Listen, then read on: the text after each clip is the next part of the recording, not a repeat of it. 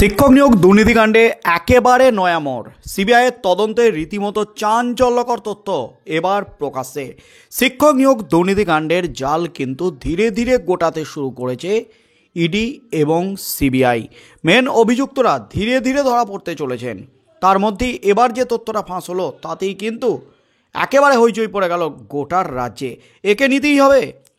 লিখে দিতেন অযোগ্যদের তালিকায়। কে লিখে দিতেন? কোন মাথা লিখে দিতেন? অবশেষে সেই মাস্টার মাইন্ডের নাম ফাঁস করে দিল নিয়োগ মামলার চার্জশিটে সিবিআই।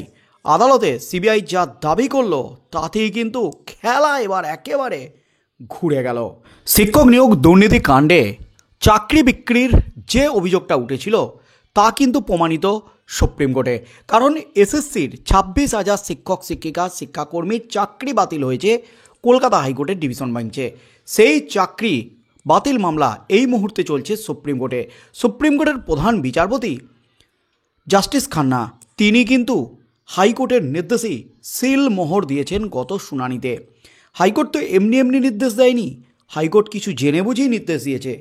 এমনই কিন্তু বিস্ফোরণ ঘটিয়েছেন জাস্টিস খান্না। অর্থাৎ এই যে চাকরি বিক্রি, বেআইনি নিয়োগ, সেটা যে হয়েছে প্রমাণিত, কিন্তু কারা করেছিলেন এই বেআইনি নিয়োগ? এই বেআইনি নিয়োগের সুপারিশ করতো কারা? কাদের হাত ছিল? টাকা কারা নিতেন? অবশেষে সেই মাথার নাম ফাঁস করে দিল সিবিআই। এবার যে দাবিটা করলো সিবিআই তাতেই কিন্তু হইচই গোটার রাজ্য জুড়ে। অযোগ্য চাকরি প্রার্থীদের নামের তালিকার উপর বিভিন্ন নির্দেশমূলক মন্তব্য নিজে লিখে দিতেন রাজ্যের প্রাক্তন শিক্ষামন্ত্রী পার্থ চ্যাটার্জি।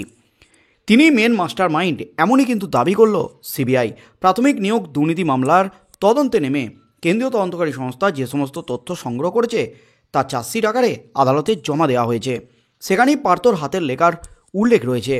সিবিআই জানিয়েছে বিকাশ ভবনের তল্লাশি চালিয়ে অযোগ্য প্রার্থীদের নামের তালিকা উদ্ধার করেছে তারা। সেখানেই পার্থর হাতের লেখা ছিল বলে জানা গেছে।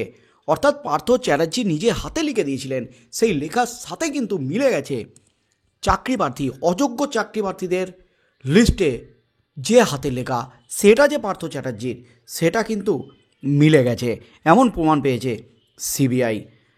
যদিও সেই লেখা সিবিআই বাজেয়াপ্ত করতে পারেনি। বাজেয়াপ্ত করা হয়েছে পার্থর হাতে লেখা নির্দেশের অনুলিখন। 2023 সালের জুন মাসে প্রাথমিক মামলার তদন্তে বিকাশ ভবনে হানা দেয় সিবিআই। সেখানকার গুদাম ঘর থেকে উদ্ধার করা হয় চাকরি প্রার্থীদের নামের একটি তালিকা।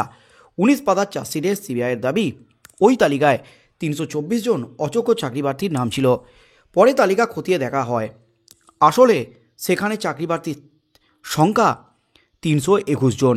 এদের প্রত্যেকের নাম প্রাথমিক স্কুলে চাকরির জন্য রাজনৈতিক প্রভাবশালী কোনো না কোনো ব্যক্তি সুপারিশ করেছিলেন। তালিকায় প্রার্থীদের নাম, রোল নম্বরের পাশাপাশি সেই প্রভাবশালী ব্যক্তির নামও উল্লেখ ছিল বলে দাবি সিবিআইয়ের। তাতেই লেখা থাকতো একে নিতেই হবে, এটা খুব দরকারি ইত্যাদি টুকরো টুকরো মন্তব্য। সিবিআইয়ের দাবি পার্থ নিজেই হাতেই ওই সমস্ত মন্তব্য লিখে দিতেন। চার্জশিটের 15 নম্বর পাতায় তার প্রতিলিপি একেবারে সংবাদ মাধ্যমের হেফাজতে রয়েছে, এমনই দাবি করেছে আনন্দবাজার অনলাইন। সিবিআই জানিয়েছে স্বয়ং পার্থর কাছ থেকে এই 321 জন প্রার্থীর সুপারিশ এসে পৌঁছেছিল প্রাথমিক শিক্ষা পর্ষদে। পার্থর সুপারিশ নিয়ে নামের তালিকার হার্ড কপি এবং সিডি গিয়েছিল বিকাশ ভবনে। পার্থর ওএসডি প্রবীর বন্দ্যোপাধ্যায়ের হাতে ওই তালিকা তুলে দেওয়া হয়েছিল। সিবিআই জানিয়েছে এক একজন প্রার্থীর নামের ক্ষেত্রে এক এক রকম মন্তব্য লিখে দিতেন পার্থ। কোনো নামের উপর লিখতেন একে নিতেই হবে, মাস্ট বি টেকেন। কোনো নামের উপর লিখতেন প্রশিক্ষণপ্রাপ্ত হলে নিতেই হবে, only trained to be taken. প্রার্থীদের ক্ষেত্রে জেলার নামও উল্লেখ করে দিতেন তৃণমূলের তৎকালীন মহাসচিব পার্থ। কোথাও লিখতেন পুরুলিয়া, কোথাও লিখতেন বাঁকুড়া। কোনো কোনো প্রার্থীর নামের তালিকার আবার ভিআইপি, পুরো কথা ভেরি ভেরি ইম্পর্ট্যান্ট বা খুব খুব দরকারি লিখে দেওয়া হতো। বিকাশ ভবনে স্কুল শিক্ষা দপ্তরের ডেটা এন্ট্রি অপারেটর পদে ছিলেন সুপর্ণা নিয়োগী নামের এক মহিলা। সিবিআই জানিয়েছে পার্থর হাতে লেখা থেকে তিনি সেসব মন্তব্য অন্য একটি কাগজে নকল করতেন। সিডির সঙ্গে সেই অনুলিখন পাঠিয়ে দেওয়া হতো নিয়োগ মামলায় অভিযুক্ত তৃণমূল বিধায়ক মানিক ভট্টাচার্যের কাছে। সে সময় প্রাথমিক শিক্ষা পর্ষদের সভাপতি পদে ছিলেন মানিক। সুপারিশের ওই 321 জন চাকরি প্রার্থীর মধ্যে 134 জন 2014 সালের টেটের মাধ্যমে চাকরি পেয়েছেন বলে চার্জশিটে জানিয়েছে সিবিআই। তবে পার্থর হাতে লেখা মন্তব্যের কাগজ উদ্ধার করা যায়নি। অনুলিখনের পরই তা আবার পার্থর কাছে ফিরিয়ে দেওয়া হতো বলে দাবি কেন্দ্রীয় তদন্তকারী সংস্থার। প্রবীর, সুপর্ণা সহ একাধিক সাক্ষীকে জিজ্ঞাসাবাদ করে সিবিআই এই তথ্য জানতে পেরেছে। আনন্দবাজার অনলাইনকে সুপর্ণা বলেন, আমরা 4 জন ডেটা এন্ট্রি অপারেটর ছিলাম। আমাদের সিবিআই ডেকেছিল এবং কিছু কাগজ দেখিয়েছিল। তাতে বাঁকুড়া, পুরুলিয়া ইত্যাদি জেলার কথা লেখা ছিল। মন্ত্রীর হাতের লেখা তাতে থাকতো কি না মনে নেই। স্যার ওগুলো আমাদের লিখে দিতে বলতেন, তাই লিখে দিতাম। স্যারের নির্দেশে কাজ করতে হয়েছে। কিসের তালিকা, তার ভিতরে কি আছে সেসব আমরা জানতাম না। নিয়োগ দুর্নীতি মামলায় 2022 সালে পার্থকে গ্রেপ্তার করা হয়েছিল। তারপর প্রাথমিক মামলায় গত বছরের অক্টোবরে তাকে গ্রেপ্তার করে সিবিআই। এই মামলায় কেন্দ্রীয় তদন্তকারী সংস্থা যে চার্জশিট জমা দিয়েছে তার ছত্রে ছত্রে রয়েছে পার্থ এবং মানিকের নাম। অভিযোগ, অযোগ্য প্রার্থীদের কাছ থেকে টাকা নিয়ে তাদের চাকরি পাইয়ে দিতেন পার্থ মানিকরা। সেই তদন্তের সত্যি পার্থর হাতের লেখার কথা জানতে পেরেছেন তদন্তকারীরা। একেবারে চাঞ্চল্যকর তথ্য সব একেবারে সিবিআইয়ের চার্জশিটে।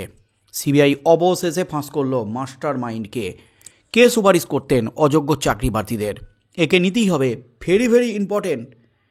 এমনই কিন্তু একাধিক লেখা, এমনকি জেলার নাম পর্যন্ত উল্লেখ করে দিতেন পার্থ চ্যাটার্জি। অর্থাৎ শিক্ষক নিয়োগ দুর্নীতিকাণ্ডের মেন মাস্টার মাইন্ড যে পার্থ চ্যাটার্জি এবং মানিক ভট্টাচার্য, সেটা কিন্তু ফাঁস করে দিলেন সিবিআইয়ের আধিকারিকরা। তার সাথে যুক্ত রয়েছে একাধিক চুনোপুটি তৃণমূল নেতারা, যারা সুপারিশ করতেন এই সমস্ত নামগুলি অযোগ্য চাকরি প্রার্থীদের চাকরির জন্য। তারাও কিন্তু এই নিয়োগ দুর্নীতিকাণ্ডে জড়িত এবং এই 321 জন প্রার্থীকে সরাসরি চাকরি দিয়েছেন পার্থ এবং হজম করেছেন কাঁড়ি কাঁড়ি টাকা। পার্থ চ্যাটার্জির হাতের লেখার সাথে কিন্তু মিলে গেছে, এমনই কিন্তু দাবি সিবিআইয়ের। পার্থ চট্টোপাধ্যায়, মানিক ভট্টাচার্যের বিরুদ্ধে অভিযোগ উঠেছে প্রার্থীদের কাছ থেকে টাকা নিয়ে তাদের চাকরি পাইয়ে দেওয়া হয়েছে। পার্থর হাতের লেখা নির্দেশিকা এবং তার প্রমাণগুলি এখন সিবিআইয়ের তদন্তের গুরুত্বপূর্ণ অংশ হয়ে উঠেছে এবং বিকাশ ভবনের data entry operator Suparna Niyogi Anandabazar অনলাইনকে যা বললেন তাতেই কিন্তু রীতিমতো তোলপাড়। কারণ তাদের 4 জনকে সিবিআই জেরা চালিয়েছে, ম্যারাথন জেরা চালিয়েছে। তারা নিজেদের বাঁচাতে কিন্তু সমস্ত কিছু ফাঁস করে দিয়েছেন। আমাদের সিবিআই কিছু নথি দেখিয়ে যেখানে জেলার নাম লেখা ছিল, আমরা শুধু মন্ত্রীর নির্দেশ মেনে কাজ করতাম, তালিকার বিষয়বস্তু কিছুই জানতাম না, এমনই কিন্তু দাবি করলেন এবার। আর এই দাবি উঠতেই কিন্তু রীতিমতো শোরগোল। সিবিআই আজ ফাটিয়ে দিল আদালতে বড় সড় বোমা। এবার কি হতে চলেছে? পার্থ চ্যাটার্জি কি জামিন আদৌ পাবেন, নাকি বিচার প্রক্রিয়া সমাপ্ত হলে অভিযুক্ত হয়ে ফের জেলে যেতে চলেছেন? যাবজ্জীবন কারাদণ্ড হতে চলেছে প্রাক্তন শিক্ষামন্ত্রী পার্থ চ্যাটার্জির।